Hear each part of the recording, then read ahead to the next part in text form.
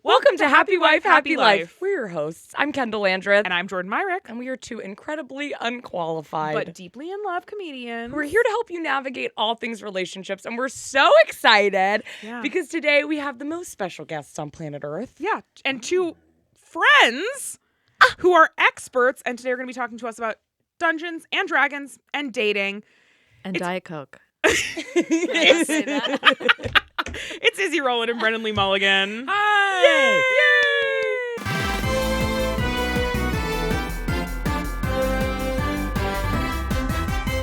All right, thanks so much for doing the pod. Welcome. We're so excited to have you. Thanks so much for having us. It's lovely to see you both. The last time we all four of us were together was at a wedding. Was at a wedding, which I think perfectly syncs up with this podcast. That was a good wedding. It was a good wedding. It was a good wedding. That was a really good wedding. Very good food. And also the woman who was the singer of the night.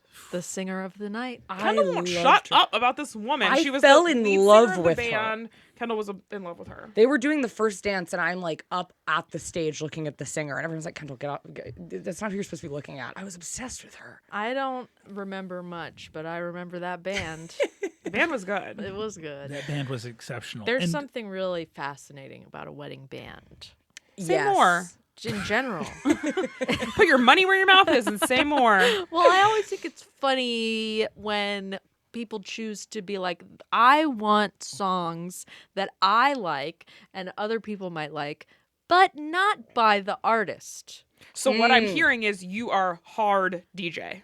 I personally am hard DJ, but I really respect the hustle of a wedding band. Yeah. And I'm always very like, wow, what's going on here? If you have a DJ, though, there's no trumpeting. I love when a horns. trumpet and any horn comes out, I'm screaming. We are big brass lovers. I don't want to sound like a Philistine. I don't want to sound like someone who's uneducated and doesn't know what he's talking about. Okay. Well, you just said Philistine, which I don't know what that means. So you're already doing a great job. I asked you not to use words like that on this podcast for Kendall's sake. Philistine. I'm already blowing it. I don't want to sound like a big old dum-dum. Thank you. But there is something in the wedding singer.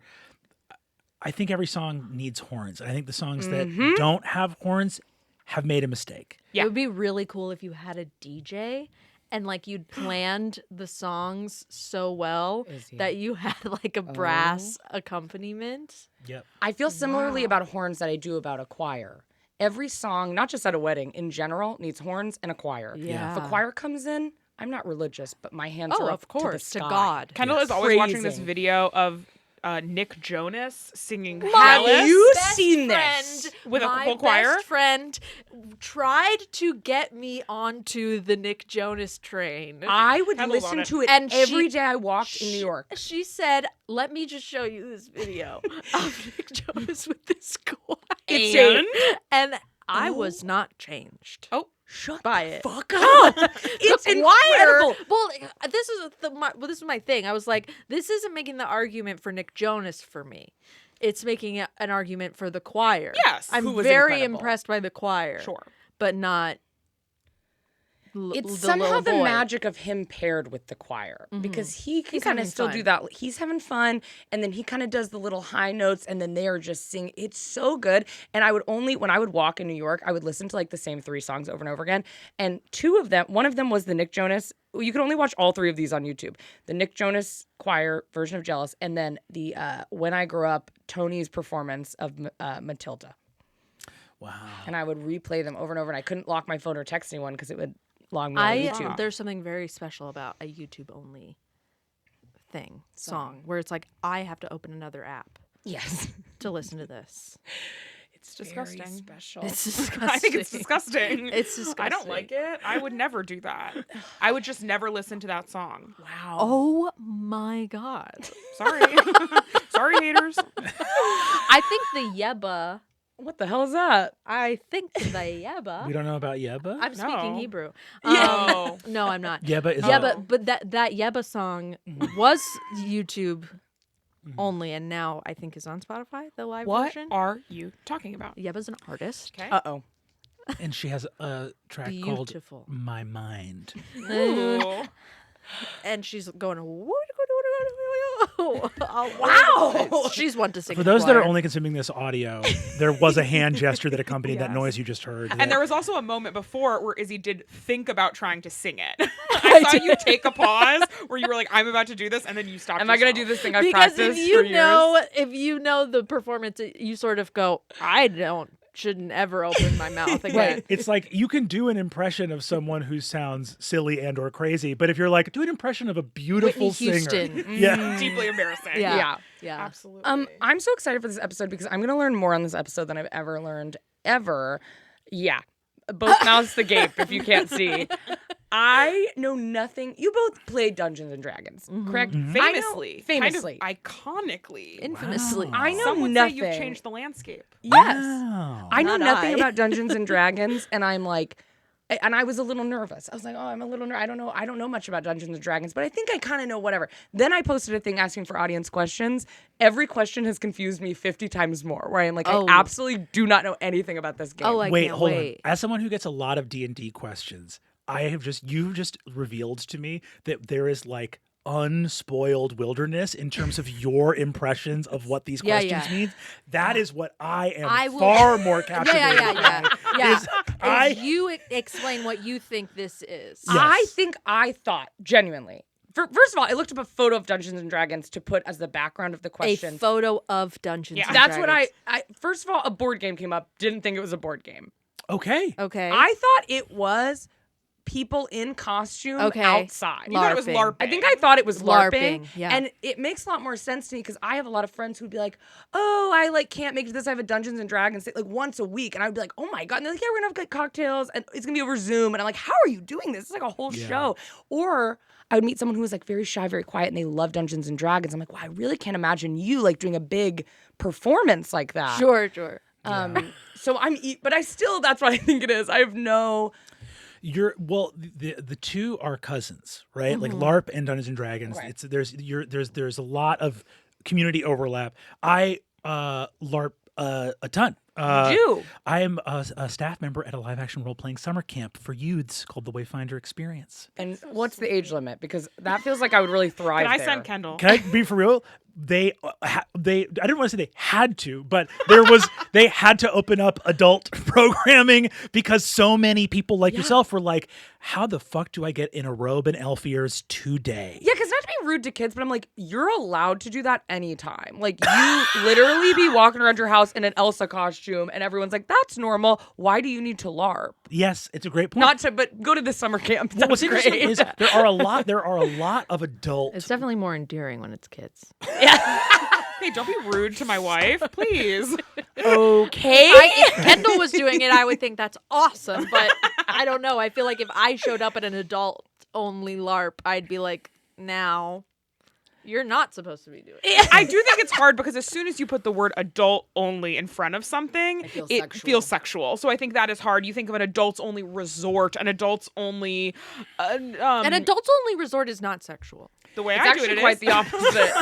The way I go to an adults only resort, there's no kids there. Okay. We're banned from a lot of them. That's why we can't go. Okay. Fair. Adults-only resorts, you're allowed to have sex wherever you want. That's Wherever how I you do. want, With- outside, on the balcony, Yeah, wherever's all good. the pools. All the pool, every pools. There are 18 pools, and all of Buffet. them. Yeah. The funny thing is, most LARP is actually for adults. Like a lot of the wargaming LARPs that started, you have to like if you're going to make like armor and boffer weapons and all the gear and stuff. That's like expensive. The kids don't have the income to go make like a full Society of Creative Anachronism. Let's be real. Kids don't make money.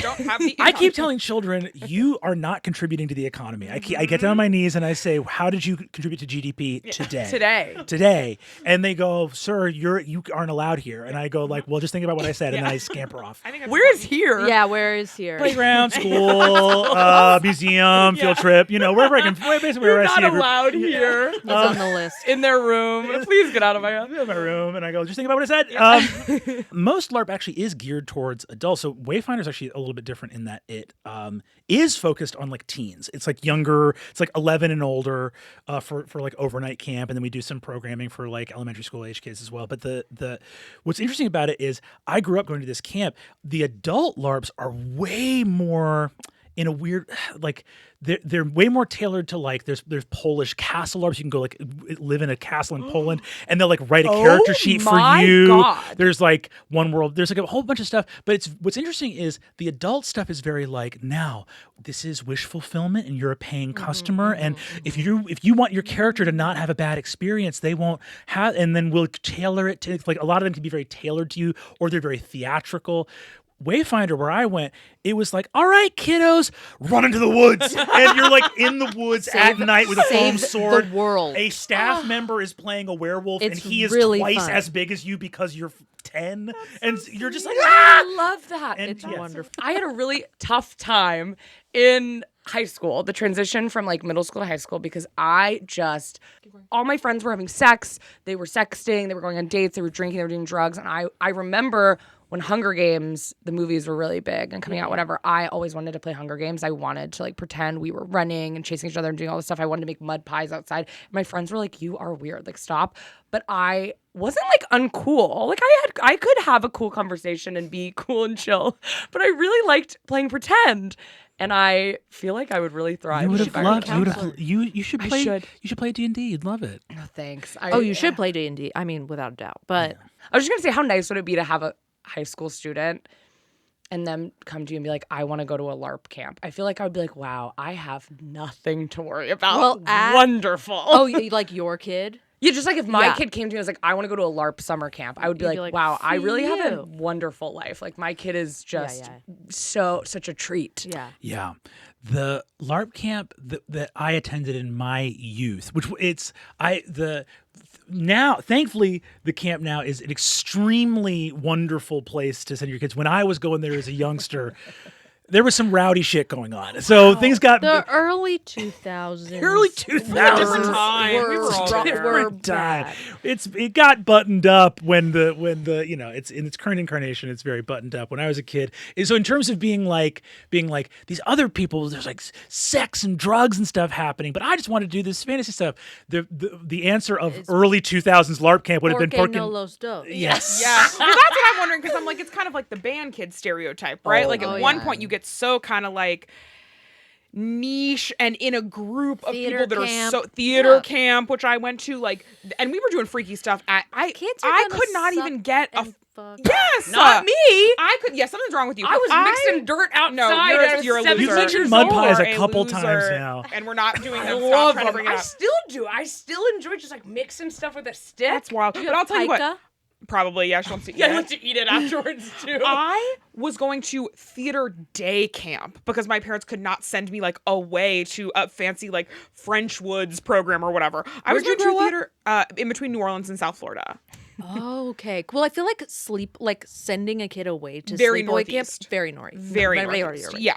So it's like a totally so to send me from New Orleans to a sleep, that's like a bigger production, right? You're from the South. I am. I know. I am. It's very different. Wow, But I was like, never guessed.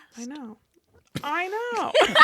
But I was doing freaky stuff at theater day camp. In the I was light not even, of day. Yeah, where God can see me. I'm not even hidden behind his the eyes are in shield the of, sun. of Yeah. darkness. Yes, I always say that. And I think that, so I want to know how many people are falling in love at this Everybody. camp. Everybody. I came out of a staff meeting one time to see that a group of campers had taken a 10-foot wide roll of butcher paper from the kitchen and rolled it out to create a flow sheet web of all of the staff relationships and hookups that had happened over the previous 2 summers, and all of like, this means exes, this means hookup, this color means together currently. That's awesome.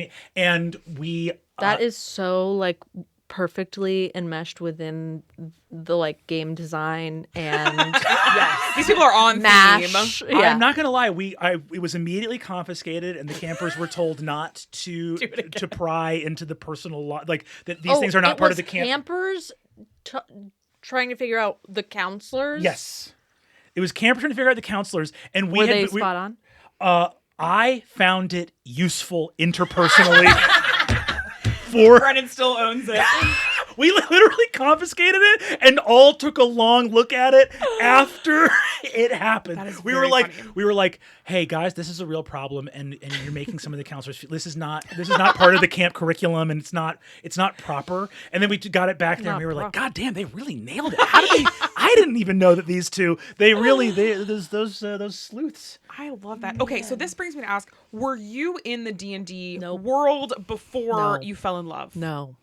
And when you fell in love, were you like, this is boring, this is weird, or were No. you like, this rules? I was like, this rules. I love that. Pretty immediately. I love that. Yeah. Yeah. It does rule. I mean, if you do improv and like characters and stuff like that, you're going to like D&D. Was almost it everyone certainly. scary? says, Were and you I don't get nervous it. the first time? Was it, No. Wait, D&D or falling in love with Brennan? Falling in love with Brennan. I was playing D&D scary. like the first, because one time I dated a person years and years ago, and they were really into D&D, and they asked me to play, and I ended things. There were other reasons I ended things, but I was kind of like, I'm too nervous to go to On that. asking you, they were like, No. they were like, can we play D&D? And you were like, like, I don't I want to think see it's you. time. Get Yeah, away we're from good. me. No, I just it like added to an accumulated list where I was like, this is all not working. And the D&D, for some reason, it felt very scary to me, where I was like, You were I think I did intimidated. think they were going to take me to the woods and make me get in an outfit, Well, which yes, I would like. I was just very nervous. I was like, I'm going to be so bad. You were I'm gonna be so- intimidated. You weren't very scared. intimidated. They also, they weren't, that was not the only reason, but was it scary going into your first session? Is that what you'd call it? Correct. All right. I don't think so. No, I don't think so either. I was like, I've got a, well, we had a different DM. We had a different dungeon master. It was actually Michael Saltzman who Yeah. worked on Actually. on Dropout. And it was very fun. He was very involved. He like sent me all of these things. He made a character page for my character, Luz, who I named after a student at Story Pirates. Oh my gosh. Yes. And who was just this crazy, crazy little girl who I was obsessed with. What was her name? Luz, Luz. I love Like that. light, at some elementary school in like South Central. Yeah. And it was just really fun. I think the thing is, it's very intimidating because it's been around. The game's been around for 50 years. Yeah. It has all this associated lore Yeah. with it. It has this huge presence in popular culture as being almost like an example of arcane, involved, complicated. You know, it has a mystique around it that is kind of part of the marketing appeal, if I'm being honest, for something that at its base is really simple. Yeah. Fundamentally, what D&D is, for anyone who's listening who's interested in playing, Hi, Mom. She doesn't know it. She doesn't know anything about it. it's great. It's so fundamentally what D&D is it's a game that is built to support you and your friends telling a story together. Mm-hmm. So there's one person who's like the dungeon master who, by the way, part of the reason you can see all the rule books and stuff, and the reason you don't have to sweat is it's one of the few games that kind of has a ref. Like only one person really needs to know the rules down pat, and everybody else very much can be winging it and come in a lot looser. That's incredible. Which is great. It's like, you know, when you're doing a board game night and someone's like, I have to explain every last detail of this, and you kind of can feel it washing over you. The thing about D&D is it's like, no, there's actually going to be someone who you're going to be able to start playing and you'll already be having fun, and the person is there to adjudicate new rules as they come up, right? Like 80% of the rules in the books are all circumstantial. The actual activity of the game is there's a person who's the dungeon master who's running it. They're playing all the bad guys, all the allies, the environment, the landscape, the weather, and all the people that are the players each are just responsible for one character, and that's their hero. You're the main characters of the story, and the focus of the game just follows the main characters, you guys playing the It's heroes. pretty similar to like a video, like Skyrim or something. It's like like just that, doing- but you're which just- I can't you're believe playing I it know verbally. to say. Yeah. You're like you're dictating your actions, so you're saying like, oh, I'm gonna like walk into the dungeon. Sometimes you're speaking in character, like if you would be doing dialogue, right? Oh, okay. So you could just dip in out of it. So you'd be like, I'd say, I will avenge my father, and I leap forward and attack him. Like you kind of dip in and out of dialogue. And there's in sort narration. of no being good or bad at it. Like, and if you have a good DM, it's sort of like being good or bad. It's just you go in and go, I'm going to make these choices and they'll have these consequences. But there's no winning or losing, which is what I That's- really enjoy about it because Okay. competitive games, board games where it's just rules, I will actively sit out of. Because that's how I am. I hate hate them. It's not. I really hate There them. literally is no way to win or lose D&D. It's not built into the game. Your character can die, but that's storytelling. Yeah, that's like, sure. and I think the fascinating thing about it is it would just be improv. It would just be like creative writing through improvisation. The game component comes in just through the dice and some, if you want miniatures, you can have them, but you actually don't even need them. You just need some dice and some papers and pencils to track your like stats and stuff. The dice, what they add to the game is we're all telling a story together, right? We're improvising, but what happens in moments of arbitrariness? Like you leap forward to attack the dragon. Should you succeed or fail? Well, if we were doing an improv set, we would just make a choice about what was funniest in that moment. What the dice and the rules bring to the game is you and me are in this world. We love these characters. A climactic battle is happening. And we all say, now we're going to roll to see what happens. And you get to experience what your characters are experiencing, which is your fate hanging in the balance. Right. The feeling of, oh my God, is this going to work or not? Okay, that makes more sense to me. I think I've always been so nervous to play because I felt like I would be like, I leap forward and attack the dragon, and then everyone would be like, ooh, no, that's not what you're supposed to do. They might. I was playing over Zoom like for a while during COVID, and I loved them with all of my heart and soul. Vic Michaelis was in this game, and they could not stop chopping off everyone's head that they saw. It was just that checks out. They were sort of like, if you're trying to tell a story, that's cool. I'm here to collect heads. That's very like Michael And it Scott would be doing like- improv with the gun. Yeah. And it was sort of like, forget Alex Fernie's story or whatever. But that's sort of the thing about it is that like no one's like only a table of extremely like unhelpful antisocial people would hold it against you as a new player getting a rule wrong. The moments where you might get like pushback are from the people that are just engaged in the story with you. If you're like, I betray this person, they'd be like, no! Yeah. Again, for the storytelling of it, right? Like that's the... Yeah, you can, and then you can be like, well, how does my character react to, is my character upset that this other person can't stop chopping off other people's heads? or are they down? Like, yeah. Have one of you ever played a character that the other one of you is like, that's kind of sexy? Like, is there a character that the other one has played where you're like, okay. That Creole crocodile. Damn. Le bon temps roulé, am I right? He was doing the crazy. It was really, really sweet. When I was doing this like Zoom campaign with Alex Fernie DMing, Ruha, Vic, and Angela Giratana. Great group. Crazy. Hoot and a holler. Hoot and a holler. Angela was like, what are we doing? She was using the wrong dice for months. We're going to have to drop a video of Angela in the chat so people can see. 1,000%. That was a great impression. 1,000%.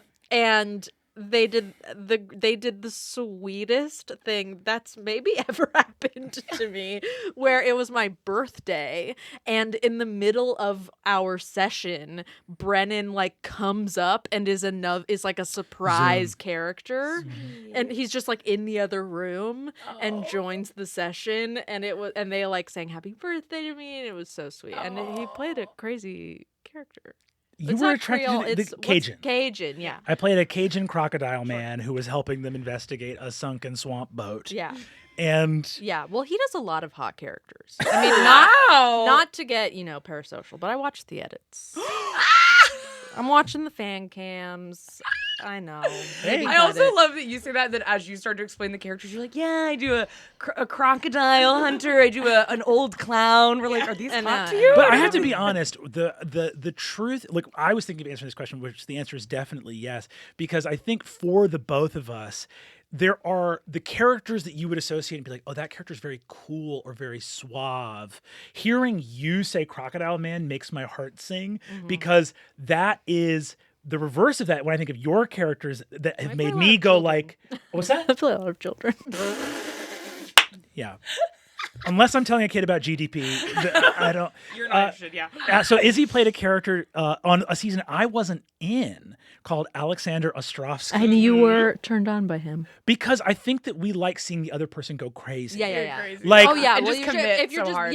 yes. Like- yes. If you're just being like full pedal to the full metal. pedal to the metal. Like, obviously, I've played like villains in campaigns that are less comedic, and people tend to be like, "Oh, that villain is so sinister." LOL. Like the way people like have that kind of relationship to like superhero villains or whatever.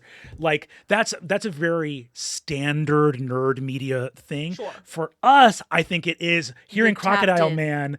It's like, what's that? You're tapped in. You're tapped in. You're like, ooh, Crocodile Man's doing it for me because it's so crazy. And similarly, I had a funny conversation with Sam Reich because he was talking about Izzy just killed it as this character who is a disgraced mad scientist in Transylvania, 45-year-old man who was completely unhinged. And Sam said this thing to me where he's like, a lot of people come on Dimension 20 and they play something like from the heart or close to their heart because there's like a safety in it, and it's really awesome to see Izzy come in and do something like totally out and far away. And I was like, that's very sweet, Sam. To correct you though, Very close. in her heart, Izzy Roland is a 45-year-old disgraced mad scientist. Absolutely. That tracks. I think that's so sweet. And I think the commitment thing that y'all brought up is so true because Kendahl does this bit where whenever we get takeout, like normally like we'll be on the couch eating the takeout and our dog Angel will be like sitting next to Kendahl, and then Kendahl will put the bag kind of in front of the dog, and then Kendahl will be like, wait a second, there's one more thing in the bag. And then Kendahl will like pick Angel up from behind the bag and be like, what is this? There's a dog in our takeout bag. Also, to get a better picture, no one's laughing. Everyone's just looking at me like. But it's very funny, and I find it so endearing because, and Kendahl will just keep going. Kendahl will be like, "Oh, I guess this was a promo code I inputted that I didn't realize." Like, and Kendahl will just keep going, even if she's getting like absolutely no reaction. And I think there is something so Like sweet. 10 people on our couch waiting to be fed. Yes. I'm like, oh, it's going well. Yeah, I'm but I having think fun. it's so sweet. And I think, like, to speak to what y'all are saying, like, this thing of seeing your partner commit so hard and have fun and do a thing that you know they are having fun doing, I think is so nice. You're going to regret saying this because next time I do this bit, I'm going to feel so much more confident. Yeah, you're going to do it even harder. Be like, here we go, Here's the your bit. favorite bit. That is I think that there very much is a like that.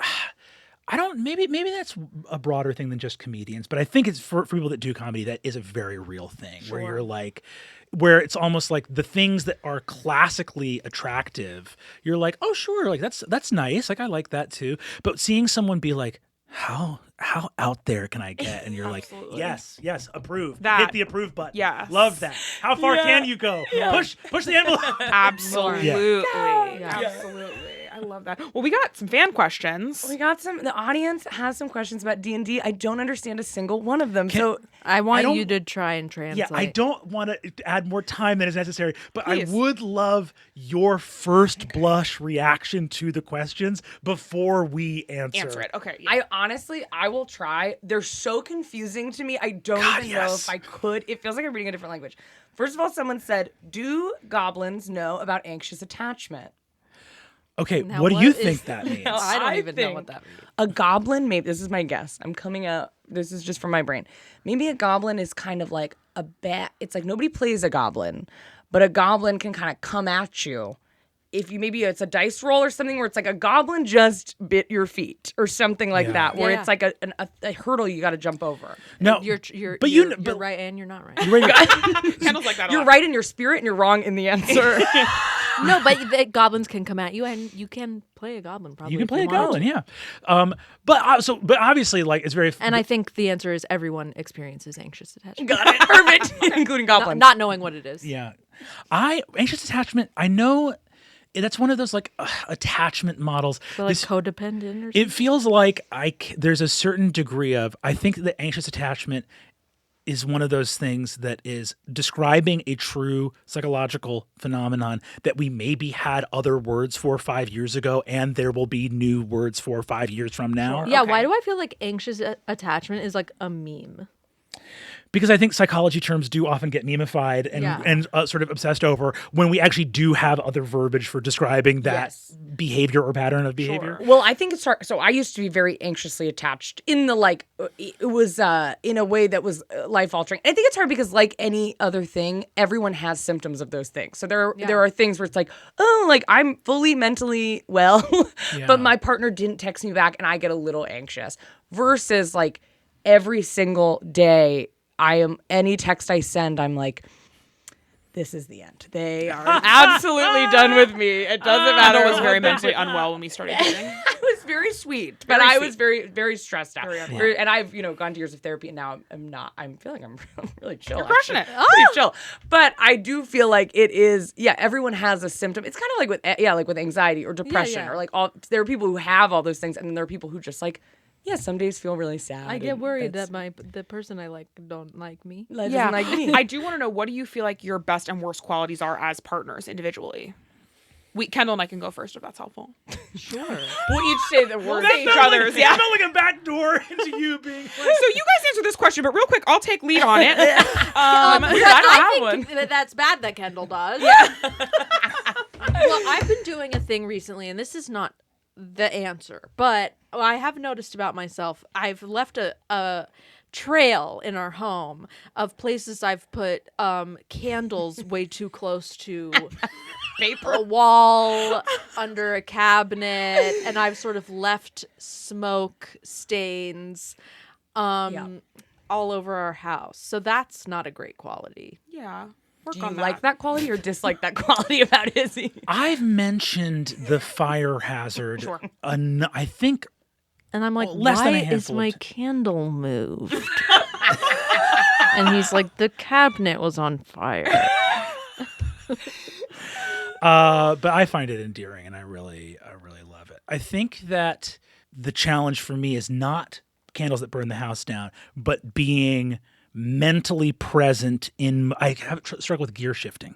I'm a very mono-focused person, and if the last thing I did in a work day was like a stressful meeting, I can like walk into the house and be a true ghost and be like 30 minutes, an hour later, be like, oh, I'm inside. We're having dinner. Like I have Iz has definitely watched me like eject into inner mental space quite a bit, which, speaking of Dungeons and Dragons, it's like there are whole realms of myth and fantasy. My mom is a comic book writer, and whoa, Mom's I didn't know that, and I've met your mom. Yeah, Elaine Lee. Yeah, wow.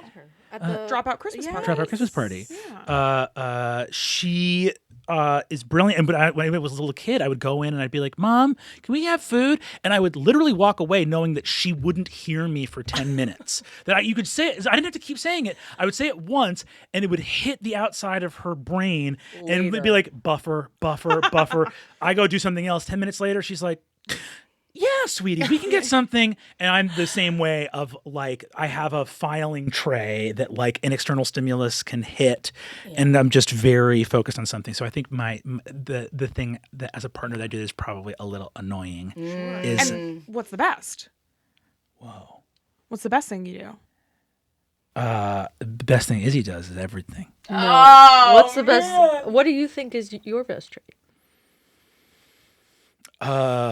As a partner? Well, I feel like any answer, it's one of those weird things where any answer you give that is specific is almost guaranteed to be disappointing, because I think there's something beautiful about the fact that the best thing we give to each other in relationships is probably universal, which is just like love and being yourself. That. But like, we'll accept that. We'll accept that. Fine.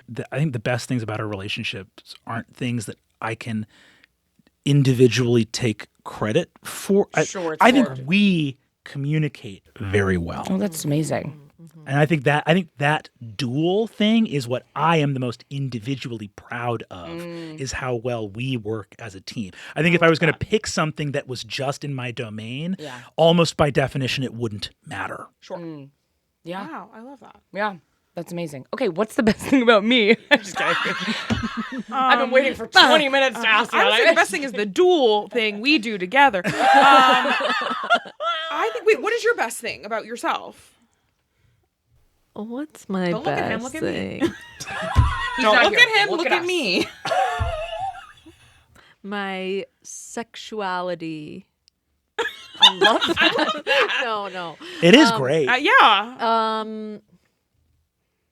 I don't know. I really got a good answer for my bad one though. You did. And Yeah. that's fine. We'll tap out there. Yeah. The worst thing about me is that I'm so annoying. And I know that to be true. And the way in which I am so annoying is that I'm a lecturer. And Kendahl hates that. So I can lecture on anything. So Kendahl will be like, I have a headache. I'll be like, why aren't you wearing your glasses? You're supposed to wear your glasses more. like And you're asleep. not I'm like, wearing your I don't- glasses, so you're straining your eyes, and that's giving you a headache. Like, I'm a fixer, and I think in a lot of ways that can be really, really helpful, because if something is wrong and Kendahl needs it fixed, it will be fixed immediately. But I also want to fix things that sometimes Kendahl is like, I actually don't need that fixed, so please get away from me. I'm on the toilet, or like whatever, you know? Do you feel like you hear that and like process that? I'm working on it. I definitely hear it, and I've processed it.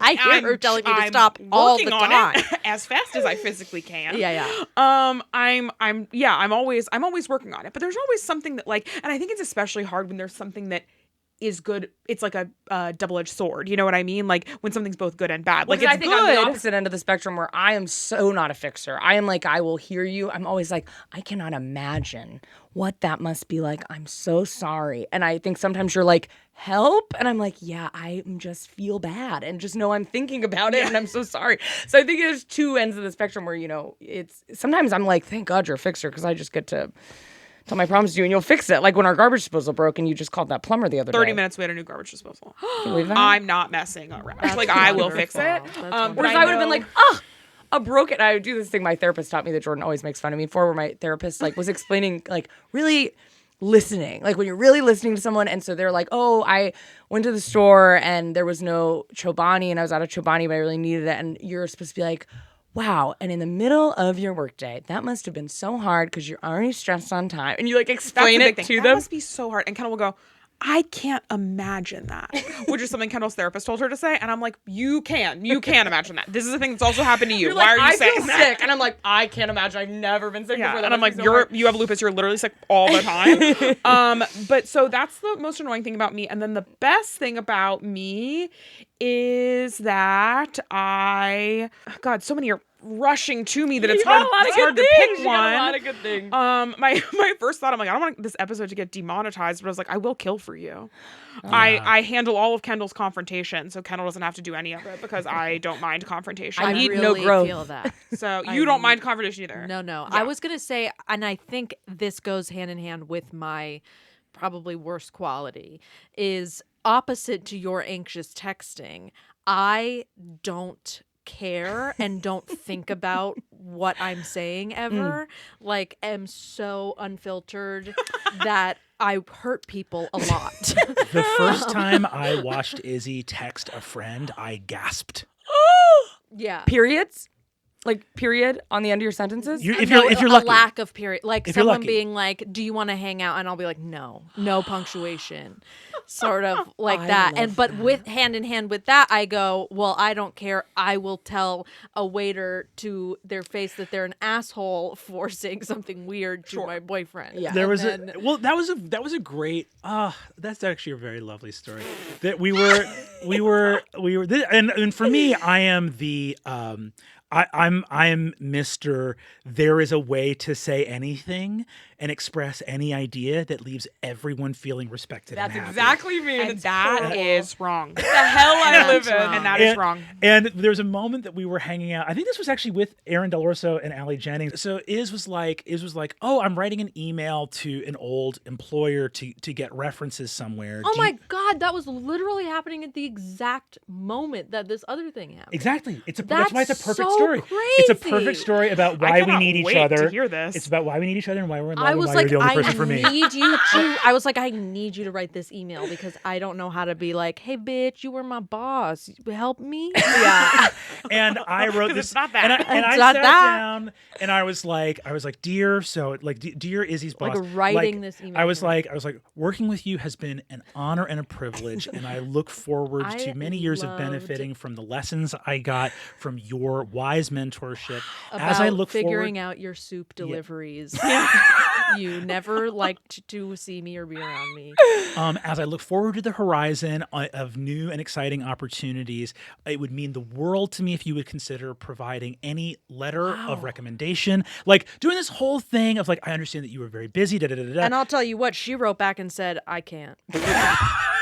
She didn't think about her response But he whatsoever. gave it a good old college try. And I haven't heard from her since. Haven't heard from her since. But we go to sit down in alcove right after writing this email of just trying to be like I feel I move through the world with like 80% of my RAM dedicated to what is the emotional state of every person literally within earshot. Sure. And And we are mean. and when people tell me something like, I've had so many mental health professionals, spiritual people be like, any sentence I've ever heard start with, you are not responsible for, I don't need to hear the end of it. I disagree. Whatever you're about to say, I am responsible and that's for. because I actually am responsible and for that's it. because you're an Aries. I'm an Aries.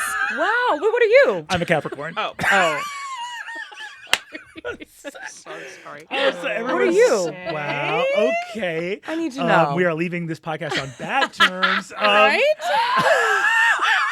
So we get in the restaurant. No, Aries are toxic. Shut up. They are not good. Those are all the bad Tell me what qualities. the waiter did. So we get in. I write this very flowery email for Izzy, and I'm like, I feel very useful. And I'm like, I'm glad that I can take all this weird strain of being diplomatic and make it useful. Yeah.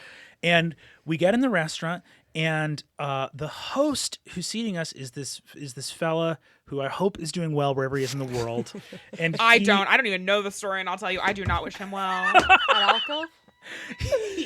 He comes over and he walks up to me as I'm seated at the table with my now wife, and he goes like, what does he say? He says something along the lines of he's like, oh, I've seen all your videos for that, like College Humor.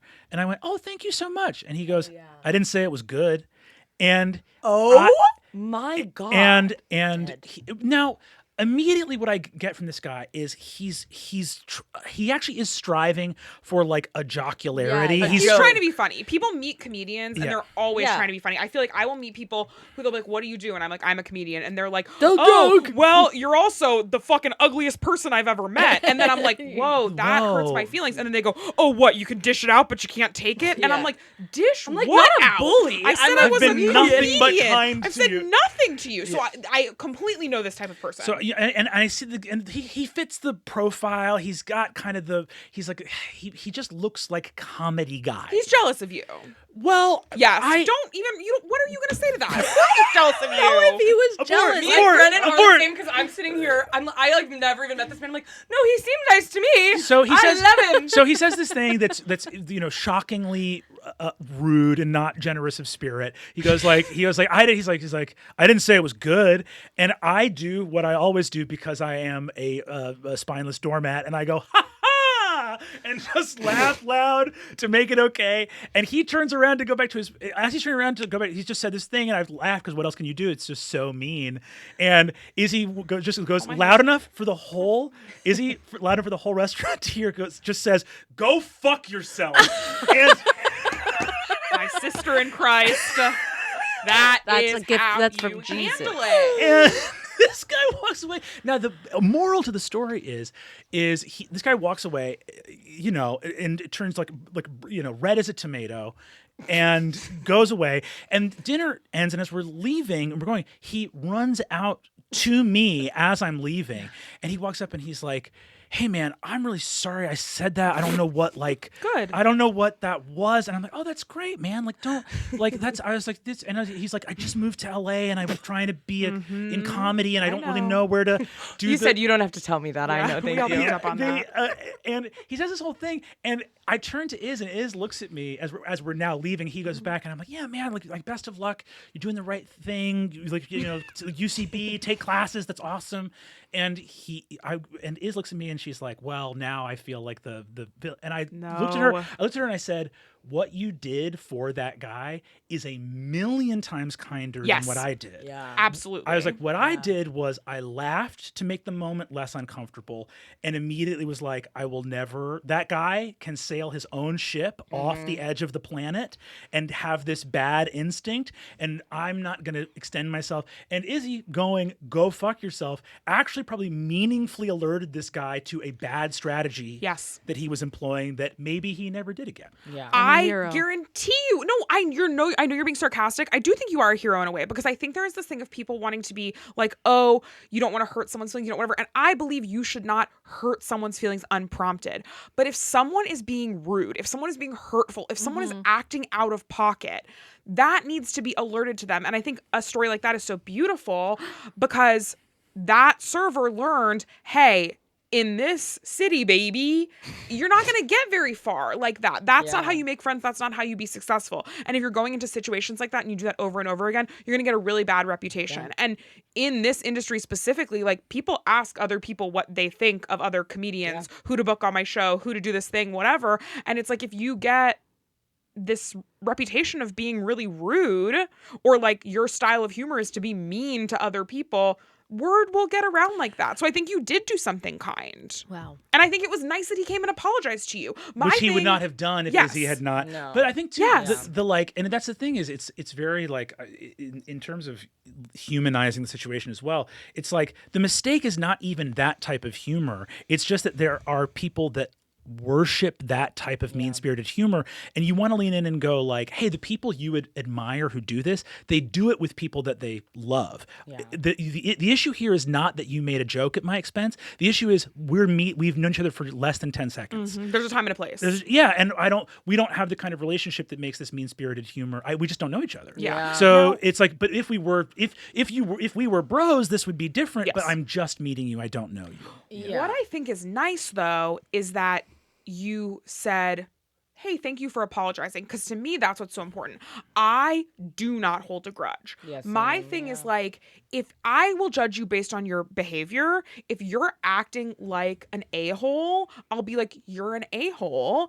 And then, but if later you come back and say, hey, I'm really sorry, I was being a total hole the other day. Yeah. That was so rude of me, and I don't know why I was doing that. I would say, thank you so much for apologizing. No worries. And then I would not think poorly of that slate, person yeah. anymore. Yeah. Yeah. I'm very like clean slate. So I think also something for me that might also resonate with you is I'm like, I have to be honest with people about how I'm feeling and how I'm taking in their behavior, you know? So it's like, also if someone's being rude to me and I act like they're not being rude to me and then they continue being rude to me, I can't be mad at them. They clearly don't know they're doing it. So, and then just like giving people that second chance. Well, I think it's more helpful because I am very much a people pleaser, and it's kind of what I'm working on right now. I'm really trying to be better about it because I was realizing, I was like, it's actually not pleasing anyone. Like, no one is actually pleased by this people pleasing thing that I'm doing. And it feels so like, if I have to have confrontation, which also confrontation is never like, it's me expressing a need. It's not actual confrontation. I have to like I'm going to throw up. Like, I'm so bad at confronting people. But I think then it leaves people like Jordan, who I trust and I can confront Jordan all day. I can be like, don't do this. I don't like that you do that. It's like a constant stream of confronting. People like you, I feel like, get the bad end of the stick with me because I'm trying to accommodate people that I don't even fucking care about or know or like even some of the times because I know that like it's fine. And so I think it can end up hurting the people close to you that you trust because you're like, I'll be like, oh, we have to drive 2 hours to go do this thing because I couldn't ask for them to meet me in the middle because I was too scared to do that. And so now you have to drive 2 hours. So I think it could just be hard. And it makes it very scary. Like, I think there's a lot of people in my life that I've realized, like, oh, I've had some pent up stuff. Yeah. And they didn't even know. And they were like, are you mad? And I was like, no. Oh, my God. Girl, I love you. You're my favorite person in the whole world. And it's like, that's not pleasing to anyone. It's just very it's like not actually helpful. And then I realized I was like, well, I think being people pleasing is actually more self-centered. Like, it's more me wanting to be like, please myself and not have to put myself in a hard situation. There are a lot of people too who like operate under that and are similarly sort of like, oh, I'm a fucking piece of shit, you know, because I am sorry, like, I'm a piece of shit. I hate myself, and then, like, forcing someone to be like, no, you're not. Like they're they're trying they to cheat on you, and they're like, sorry, the worst person in the whole world. Yeah. And you're like, okay. Now you're no. making me sort of apologize to or like comfort you in a weird way. Yeah. When you could just say sorry and we could be fine for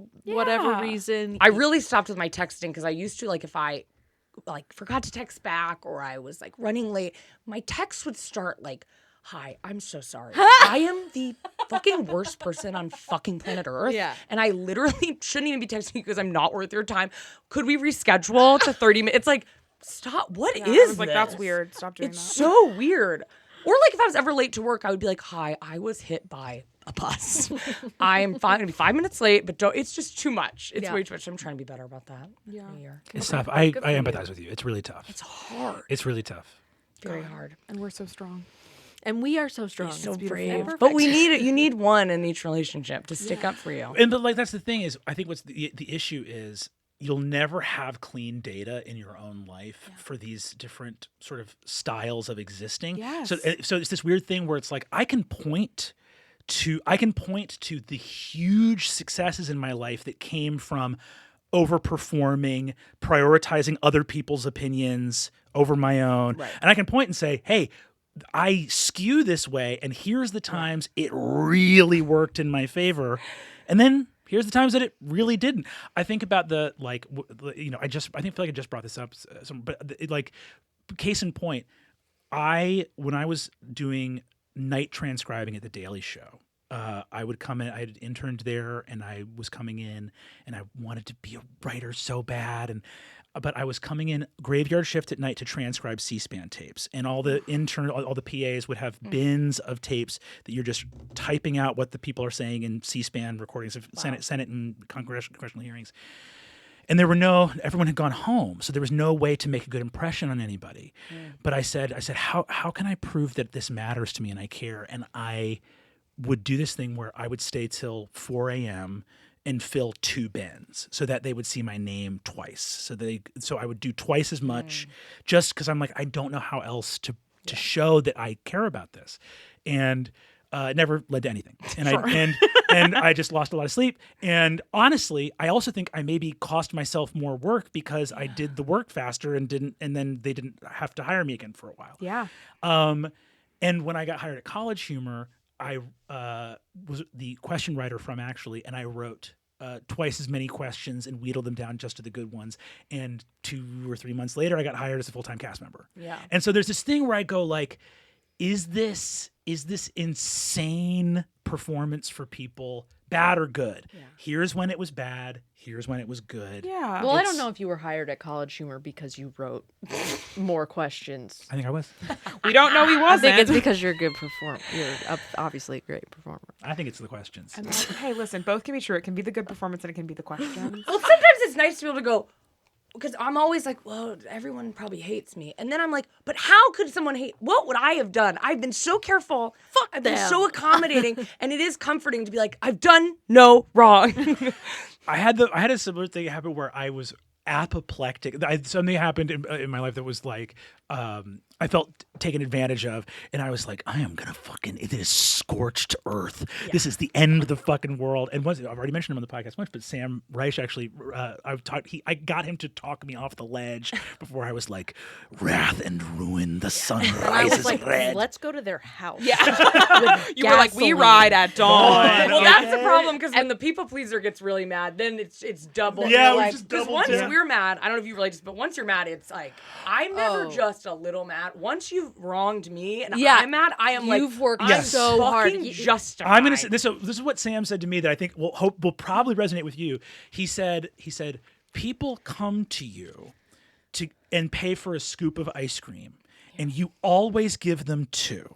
So when they steal a third, you fucking lose it. Yes. And I'm like, that feels exactly right. Yes. That it's like, you already got fucking sprinkles, you motherfucker. How dare you? And you could have just asked. You could have I just would have probably asked. given you a whole fucking carton of ice cream if you wanted. Yeah. But you stole it from me.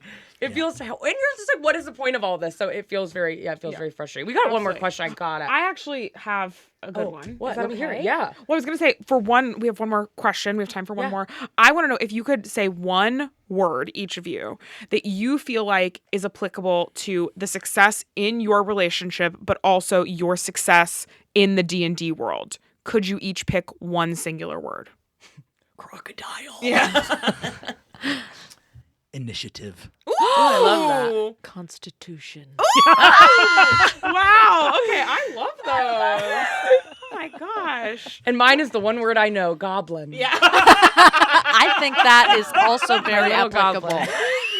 Well, thank you both so much for coming Oh on the my pod. We love y'all, and we're Such so a happy to have treat. you. I love you And- guys. It's great. It's always so good to see you both. Yeah, this is so lovely. It's been great. You know, if you're listening to this on Spotify, as always, we're recording in the extremely sexy Spotify office, and we love being here. It's very And sleek. You can rate us and set a little alarm to go off every time we post a new episode. You can review us on Apple Podcasts. Anywhere you get your podcasts, really. And if you're Truly. watching on YouTube, thank you for being here, and make sure to subscribe, comment down below. Yeah, you can find us on TikTok, Instagram, and join our Patreon. There's a lot of secret stuff going on over there. It's pretty wild. All right. Okay. Well, I love you, and I love you guys. Wait, first of all, do you have anything you'd like to share, plug, God, I'm such an anything at asshole. all? No, you're all good.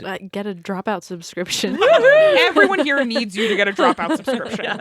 Dropout.tv. Go sign up for a free trial. You can watch us on Dimension 20 and Make Some Noise, Game Changer, and a bunch of other amazing shows. And you can also check out the podcast Worlds Beyond Number. And you can come see us perform in bigger. We're going to be performing in the UK. In Ireland. Well, we're not in Ireland, but you're in Ireland. We could probably get a show in Ireland. Tag on another show. We're gonna jump on like a bar, like just Do it. Just jump on. Can we get a suggestion of anything At else? some pub. Yeah. So and come see us do improv. Incredible. All right. Thank you so much. All right. Love you. you. I love you. Love you guys. Love you. Bye. Love you guys. Love you.